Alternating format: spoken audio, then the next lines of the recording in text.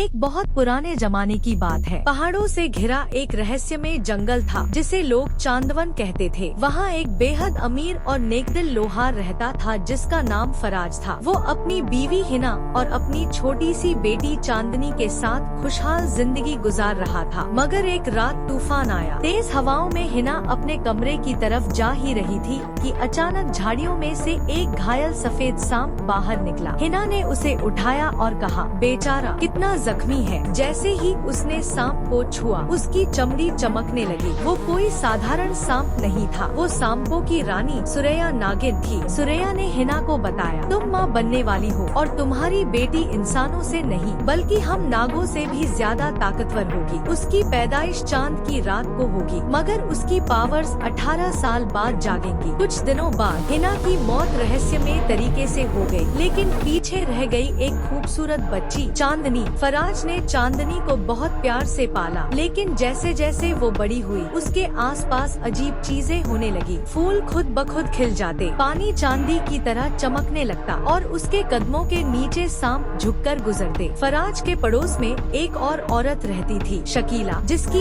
एक बेटी थी हिजा। शकीला को चांदनी से बेहद नफरत थी क्योंकि जहाँ उसकी बेटी साधारण थी वहीं चांदनी किसी आसमान की परी लगती थी। एक रात शकीला ने चांदनी को कमरे में अकेला पाया। उसने उसकी बाल्टी में तेजाब मिलाया। ये लड़की एक दिन मेरी बेटी की जिंदगी बर्बाद करेगी, शकीला ने बुरे इरादे से सोचा। अगली सुबह चांदनी ने जैसे ही पानी छुआ, पानी चमक उठा, तेजाब गायब हो गया। वही पानी सोने जैसा बन गया। चांदनी डर गई, ये सब क्या हो रहा है मेरे साथ। धीरे धीरे वो 18 साल की हो गई और सच का समय आ गया। एक दिन जंगल से लौटते हुए उसे एक सफेद सांप जख्मी हालत में मिला, बिल्कुल उसकी किस्मत की तरह। उसने कहा, तुम कहाँ से आए हो, तुम्हें चोट लगी है। सांप ने उसकी आंखों में देखा और उसी पल सांप इंसान में बदल गया। वो था आरिज, नागों का राजकुमार। आरिज बोला, चांदनी, तुम सिर्फ इंसान नहीं हो, तुम आधी नाग दुनिया की वारिस हो। तुम्हारी रगों में नागिनों का खून है। चांदनी हैरान रह गई। नागिन, मैं? आरिज मुस्कुराया, तुम्हारी माँ सुरैया नागिन थी, उसने तुम्हें बचाने के लिए इंसानी रूप दिया था। उधर शकीला और हिजाब ये सब खिड़की से देख रहे थे। शकीला चिल्लाई, ये तो सच में नागिन है, इसे खत्म करना ही होगा। उस रात शकीला और हिजाब चांदनी को जहर देकर मारने की कोशिश करती हैं, लेकिन चांदनी की पावर्स जाग जाती हैं। उसकी आंखें सुनहरी हो जाती हैं, बदन चमकने लगता है और उसके पैरों की जगह एक सुंदर सफेद पूंछ उभर आती है। आरिज कहता है, तुम अपनी असली रूप में आ चुकी हो, अब कोई तुम्हें नुकसान नहीं पहुंचा सकता। शकीला जब चाकू लेकर हमला करती है तो पूरी जमीन हिलती है और वहाँ एक विशाल सांपों का गड्ढा खुल जाता है। शकीला और हिजाब फिसलकर उसमें गिर जाती है और सांपों की गर्दन का भोजन बन जाती है। फराज डरते हुए खड़ा था। चांदनी उसके पास आई, इंसानी रूप में वापस आई और बोली, बाबा, मैं आपकी वही चांदनी हूँ, आपका प्यार मेरी ताकत है। फराज ने उसे गले लगा लिया। कुछ दिन बाद आरिज ने चांदनी को नागदुनिया में ले जाकर शादी की पेशकश की। चांदनी बोली, क्या मैं दोनों दुनिया की रक्षा कर सकती हूँ? आरिज बोला, तुम तो दो दुनिया की रानी हो चांदनी। और इस तरह उनके बीच शानदार जादुई शादी हुई। जंगल में रोशनी के झरने बहे, धूप सुनहरों में बदली और पूरी नाग दुनिया ने कहा, चांदनी नागिन जिंदाबाद। वो दोनों मिलकर इंसानों और नागों की दुनिया की हिफाजत करने लगे और हमेशा हमेशा के लिए खुशी खुशी जीते रहे।